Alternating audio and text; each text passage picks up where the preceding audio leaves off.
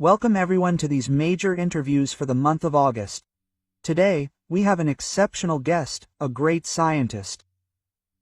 His latest video in front of the Palais Bernard was incredibly successful, with over 400,000 views. Today, I welcome Jean-Marc Sabatier, who holds a doctorate in cell biology and microbiology, which is at the highest scientific level. He has a supervised research qualification. As you can see, he is a research director at the CNRS, 5 years after his doctorate, but he is speaking in his own name because I don't want him to get into trouble. He is one of the great experts who can provide us with an impartial scientific perspective on a field that arouses passions, which is of course the aftermath of the COVID crisis and the new vaccines, particularly self-amplifying vaccines. Thank you Jean-Marc for being here. We are going to cover several points. So, stay tuned for the entire video because at the end we will draw conclusions for the future. He will also talk to us about very important things. So, stay tuned. It is both scientific. We will try to simplify it as much as possible, and then subscribe to the YouTube channel. To my YouTube channel, don't forget to ring the bell. Don't forget to share to strengthen the algorithm. Don't forget to help Debout La France because, we need financial resources to keep this studio alive. You can go to the Debout La France website and save on your taxes and even join Debout La France. But Jean-Marc Sabatier is not a politician, he is not a member of Debout La France, and these interviews in August are so that you have a different perspective on things than mine. There you have it. So Jean-Marc Sabatier. If the previous video got so many views, it's because you revealed to us the seriousness of the side effects of mRNA vaccines. You persist. You sign off, if I may say so. Yes, absolutely. Yes. If you had to summarize why it's dangerous without going into overly complicated explanations, why mRNAs produce serious side effects and why they are ultimately not effective. Yes. Well, they actually cause serious side effects because they are not controlled. The technology is not at all suited to the vaccine approach, since we don't actually control the quantity of antigen that will be produced from mRNAs. We don't control their biodistribution, their degradation, their catabolism.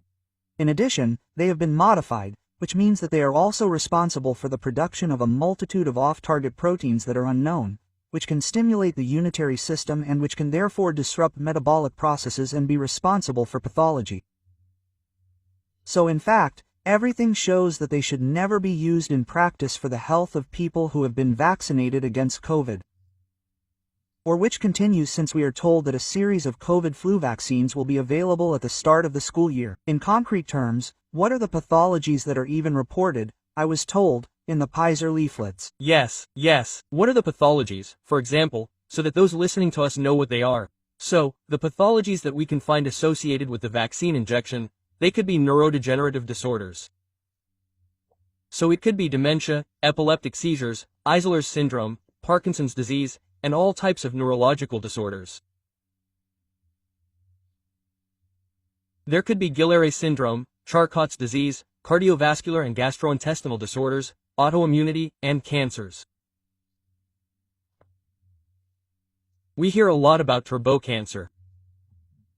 Are we able to scientifically measure the omerta that reigns, particularly in France, since the ANSM, the National Agency for the Safety of Medicines, no longer publishes statistics on serious side effects since 2023? They reached 250,000, which was still huge. Yes. You can check that on the NSM website. This omerta, why? How can we know? Are there scientific studies in other countries that are going to say conspiracy theories or warning signs? What proof can we provide today to our fellow citizens who want to learn more? Well, first of all, when we look at the number of long COVID cases in France, it is over 2 million, which is huge, and officially it is 34 million in Europe and 65 million in the United States. And these are figures that are greatly underestimated. So what you mean, and this is very important, is that today they call long COVID the damage caused by vaccines and injections. So for me, long COVID, I do not distinguish between infectious long COVID and vaccine-induced long COVID. That is to say that the pathologies that we observe are due to a disruption of the renotensin system, which is a physiological system that is both enzymatic and hormonal and that controls the functioning of our body, both our organs and our tissues. And so that's what happens with these vaccines, is that they are capable of deregulating this regional system and therefore inducing COVID pathologies like the virus does. And the vaccines are responsible for many pathologies precisely because there are a lot of spike proteins produced. So as a reminder, for an adult vaccine injection of the Comirnaty vaccine, the Pfizer-BioNTech vaccine, we inject 30 microG and that corresponds to 14,000 billion ERN particles. And the Moderna Spatvax for which we inject 100 microG in an adult, that corresponds to 47,000 billion ERN particles. So, there is a lot of RNA that is injected, and therefore there are a lot of spike proteins produced and, since the spike protein induces spike opacity, that is to say, disruptions in the regiotensin system, which is responsible for COVID pathologies, well, suddenly, it causes a lot of damage. So the paradox is that we have created a vaccine that is supposed to mobilize the body against the COVID spike protein. That is what I had understood. And in fact, paradoxically, it creates much more serious long COVID. Yes, but that is a bit of the problem, that is to say that we are going to inject a molecule, an RNA that will produce spike protein. This spike protein will stimulate the immune system at the beginning. So, it will be effective in some way because there will be a production of neutralizing antibodies. But at the same time, it will also disrupt the rayon system that makes the human body function. And so, we see the side effects of these and the presence of this spike protein. And the way they hide this is to say, but it's a long COVID. Yes. But normally, there shouldn't be long COVID for people who have been vaccinated. Yes.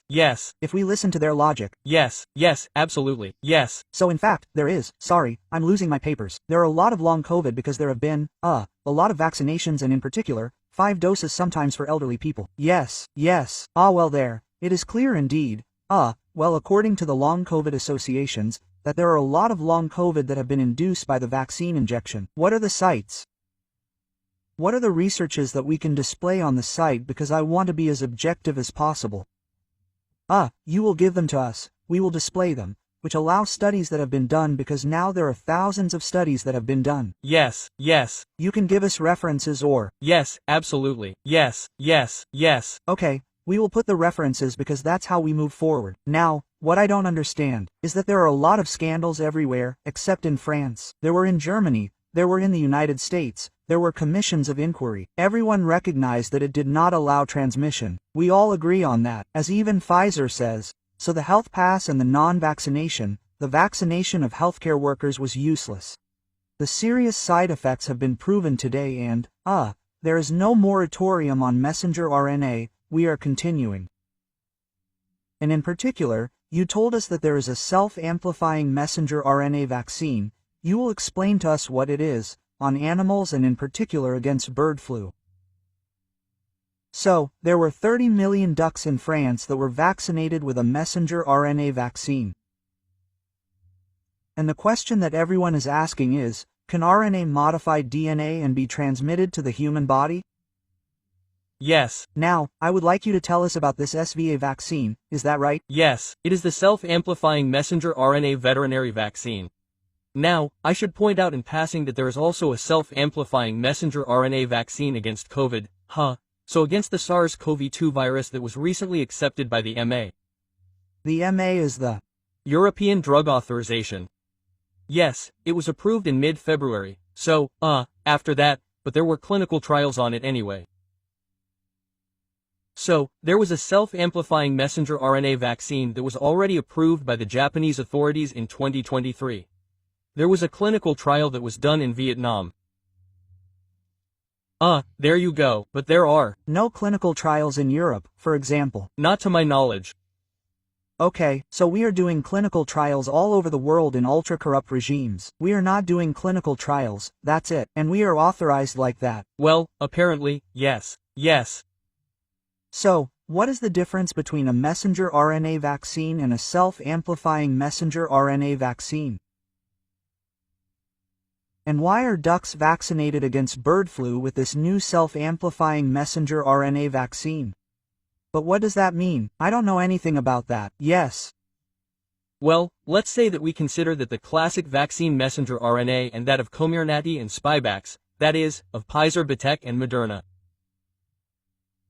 So in a self-amplifying messenger RNA vaccine, they added messenger RNA in a certain place between the primary region 5 and a region called ORF, which has an open reading frame that will code for the spike protein in the context of antivirus vaccines. We add genetic information from RNA that will code for a replicase complex that comes from a virus that is either a flavivirus or an alphavirus. In this case, it is an alphavirus, more precisely the Venezuelan equine encephalitis virus. So, it is a complex of 4 non-structural proteins called NSP1, NSP4, and these are molecules that act in concert and have an enzyme-dependent RNA polymerase activity. That is to say, overall, these are enzymes, molecules that allow the mRNA to be copied by amplifying it into mRNA. That's what makes copies. So, to summarize, it's even stronger. It's even stronger and it's much more dangerous. More dangerous because we have no control over it. Someone made a request to the National Agency for the Safety of Medicines to have the leaflets. Yes. And I received it. We're going to display it. And so it's so disturbing what's written on the leaflet. I mean, everything is written, yes. And it says the H5 vaccine. Yes, SRV contains self-amplifying mRNA with modified nucleotides. And it even says that if you prick yourself, yes, your finger could be cut off. Yes, it could indicate ischemic stroke. So that means that millions of ducks are being injected with a product that, if the farmer or the veterinarian gets pricked, is extremely harmful. Yes. And that means there is a risk of amputation and everything. And then the person who asked the National Agency for the Safety of Medicines for the marketing notice asked if there had been any clinical trials. Yes. And no answer. So we still don't know if there were any clinical trials. All the ducks. So there are ducks that have been vaccinated without messenger RN. Fortunately, yes, that is to say that there were in fact 62 million ducks injected. Well, now it must be a little more. At the beginning they were injected with an inactivated virus vaccine. So an easy vaccination strategy. And I hasten to say that you are not against vaccines per se. Well no, I got involved in a vaccine theme at the CNRS at the time, and there's proof that I'm not an anti-vaccine person since I wrote an article in December 2020. So before the start of vaccination in France, where I welcomed the arrival of vaccines against SARS-CoV-2, but at the time, I thought they were real vaccines. That is not the case. So, let's be clear, I do not accept anti-vaxxer criticism. We have a serious approach. So I'll come back. Yes, the ducks were vaccinated against the Pavier grid with a classic vaccine. Yes. And then those who invented messenger RNA, the business model said, we are going to inject the ducks with self-amplifying RNA. Quote, so, it is self-amplifying RNA in fact. So this is an amplifying messenger RNA in which there is the replicase complex of the Venezuelan equine encephalitis virus. And the antigen that is encoded there is not the spike protein and it is not an antivirus vaccine, it is hemoltinin H5 because it is actually to fight against avian flu, that is to say against the H5N8 virus. So in this messenger RNA vaccine, you have iron oxide nanoparticles coated with oleic acid and then you have squalane and cationic lipids. And the cationic lipids are designed to form salt bridges with the self-amplifying messenger RNA which is a polyside. And so these are products that you consider dangerous, to be clear.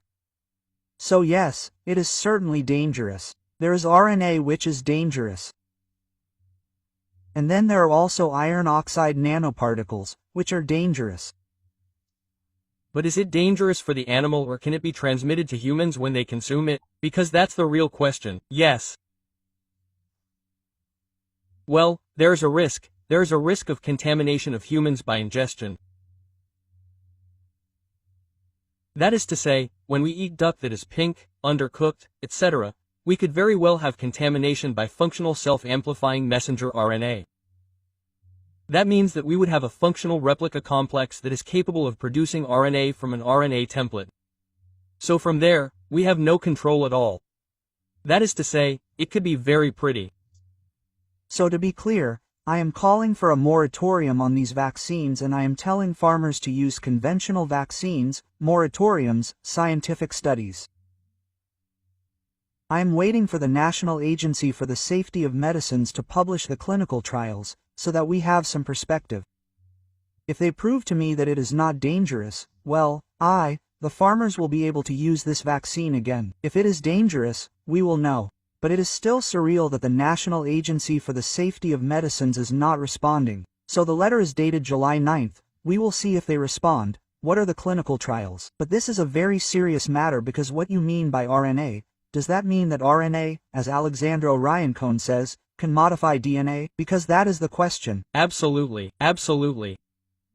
There is a possibility of reverse transcription of the vaccine messenger RNA, that is, a copy of the vaccine messenger RNA into DNA and insertion of the double-stranded DNA into the cellular genome. So there is a possibility of integration, and the in vitro data shows that this seems to be the case. That is to say, all the tests that have been conducted point in this direction, that is, the possibility of genomic integration of the genetic information carried by the vaccine. But I have a question for you. You explained to us that the COVID vaccine was a spike protein. Here it is, another protein against bird flu. Could this other protein be dangerous to the human body, or less so than the spike protein? That is menstrual? There you go. Are we going to tell you? Are you exaggerating? Are we exaggerating? Are we being alarmist? Are we being cautious? Are we asking for the precautionary principle to be applied? There you go. How do you analyze this?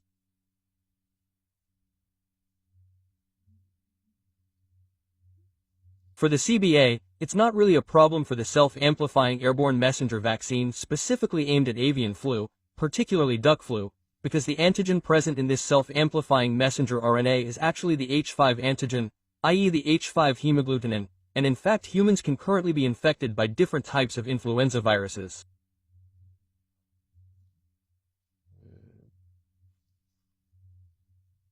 So they can be infected by H1N1, H5N1, H3N2 and H7N9. So the presence of the H5 hemagglutinin is not really a problem. After that, it depends on the doses, but let's say that the danger comes from the presence of the replicase complex of the Venezuelan equine encephalitis virus, which we know is a virus that can also cause encephalitis in humans. Now, about the brain in humans. We've talked about ducks, so be careful, be cautious. Now, I'd like to end with the offensive that is very clear. In his press conference on the austerity measures, François Bayrou said that there are too many sick days and that people will have to get vaccinated against the flu. The president of the MEDF, Mr. Martin, said, "We need to make the flu vaccination mandatory to save money."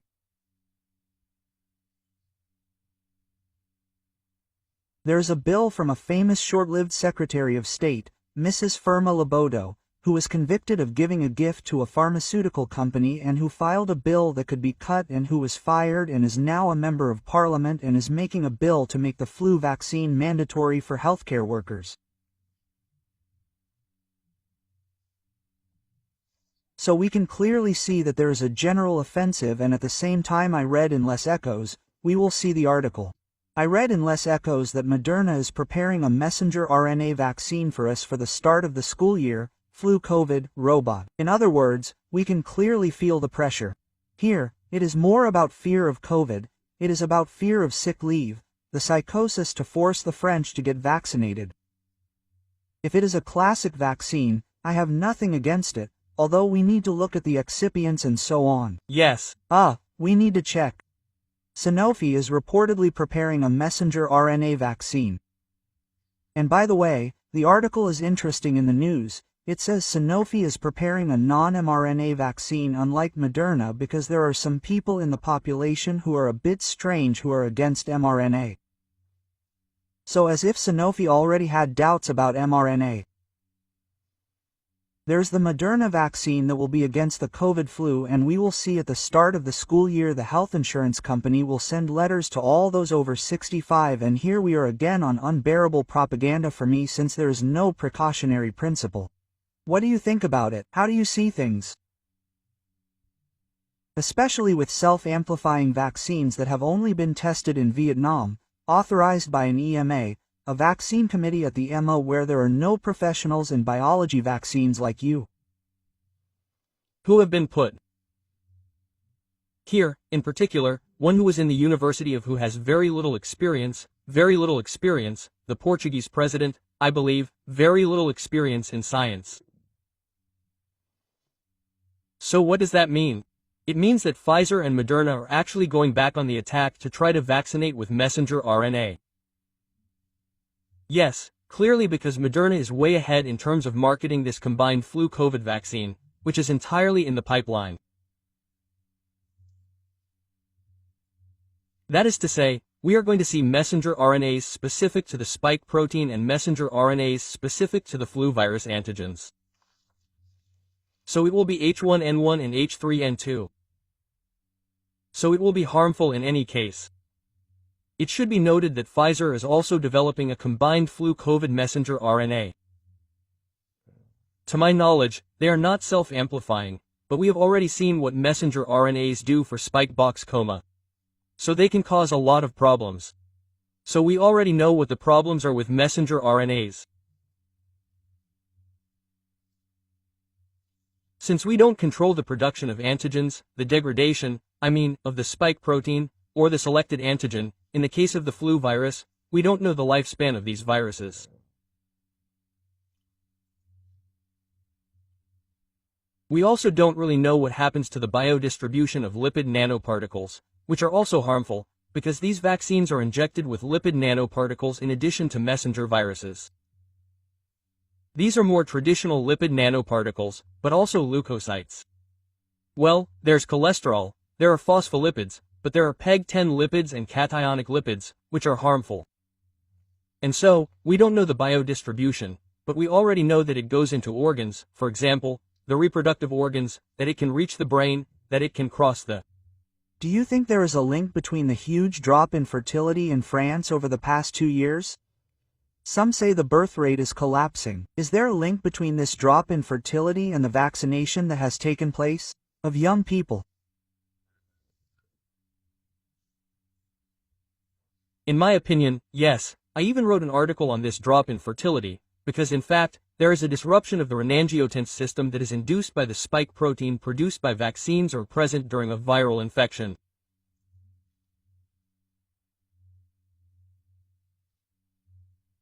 And we know that the renin-angiotensin system is completely involved in the maturation of oocytes and the maturation of spermatozoa. We know that it is also involved in the production of sex hormones, endogenous, estrogen, progestin, and we know that there is a disruption of the ROS that is induced by the viral or vaccine spike protein, leading to an inhibition of the production of sex hormones. So, that affects fertility and... What you are saying is extremely serious, extremely serious. So that means that there is a generalized offensive, particularly in France for those over 65 who will be encouraged in the business world. So we can clearly see that not having succeeded now because of the fear of COVID, they are going to do it because of the fear of the flu, and they are going to give us the messenger RNA vaccine for the flu.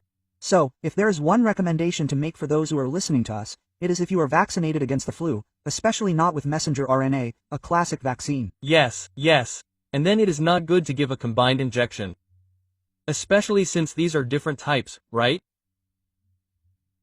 When we vaccinate against the flu, or against COVID, or against SARS-CoV-2, different immune pathways are activated. In fact, it is possible that a vaccination against a particular microbe will take over, compared to the other, right? That is to say, the stimulation of the immune system will not be the same for one microbe compared to another. So, we know that this can cause imbalances called Th1, Th2, at the unitary system level. It can also cause an immune imprint, that is to say, it will strongly stimulate the immune response against an antigen. But if we come into contact with a variant, for example of the flu virus, at that time, the immune response will remain focused on the first injection and will therefore be less effective for the subsequent variant. Finally, there are a lot of phenomena that show that, By the way, on this subject, I would like to remind you that the flu vaccine was intended to be made mandatory at one time, in the 2000s. That, following an opinion from a health authority, it was lifted because it had not been proven at all that the flu vaccine was effective, because viruses change and so, this madness of wanting to vaccinate everyone at all costs is not necessarily useful.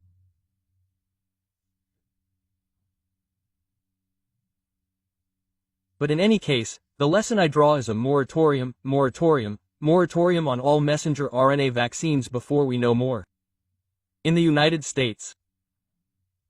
Finally, a messenger RNA vaccine was authorized despite Kennedy's presence. We feel that there is a struggle between the new minister, the new president of the INA, J. Bhattacharya, whom you know, and the old ones who are pushing to the death to maintain these RNA vaccines. But there is a very recent development, a revelation that I am making to you, which is that there are two congressmen, two members of parliament, Mr. Thomas Massie and Mr. Gazzard. Mr. Gazzard and Thomas Massie from Arizona, I don't remember, which is on July 15th, this is fundamental, tabled a bill to once again make laboratories responsible for their products. Because there is a 2005 law in the United States which stated that when the American president declared an emergency, pharmaceutical laboratories were no longer responsible for their products. And what is interesting is that there are two British, American, parliamentarians who want to restore responsibility to laboratories. I think that is something new, and I propose it because we have to be specific, and to conclude, I submit some general proposals to you. 1. Moratorium. As long as science has not evolved, we need to know more. That's what Kennedy is doing in the United States for other vaccines, where he's asking for additional studies by September. I'll make a video on that, and we'll hear it. The second point is to combat conflicts of interest, meaning that people who sit on the drug approval committee should not receive money from manufacturers. That's the least we can do. So, we need to do a major cleanup of the EMA at the European level and of the French systems. The third point, which seems fundamental to me, is to completely review the approval process and not depend on Mrs. van der Leyen and her system of widespread corruption. That is to say, France should resume full verification of approval with clinical trials in France. I was stunned to learn that the clinical trial was conducted in Vietnam. We need to impose clinical trials in France, monitored by an independent body. Finally, laboratories and doctors who inject must be held criminally liable for what they put into our bodies, because they are responsible and, at the very least, they must inform patients, in accordance with the Oviedo Convention and the Kouchner Law, of their free will, because we must regain free will over what we put into the human body. And I think that if we had these four measures, a moratorium, conflict of interest, a review of the drug and vaccine approval system, and the responsibility of drug and vaccine producers, laboratories and injectors, we would have a much more rational view of this matter, without panicking everyone, because today, they complain that the French no longer want certain vaccines, but there is reason to be worried when you think about it. In your opinion, would these four general measures improve things and restore trust between the scientific world and the French people? Because that is the question. Oh yes, yes, yes, yes. I am completely in favor of these 4 points.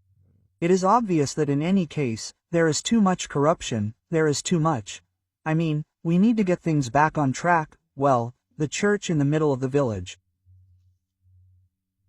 There need to be real clinical trials, and studies on the side effects need to be conducted.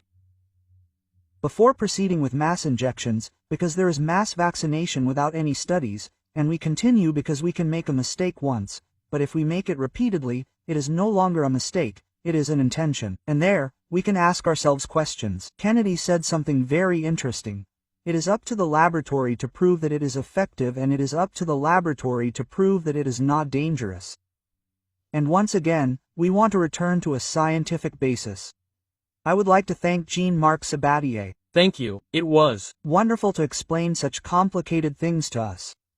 With such simplicity.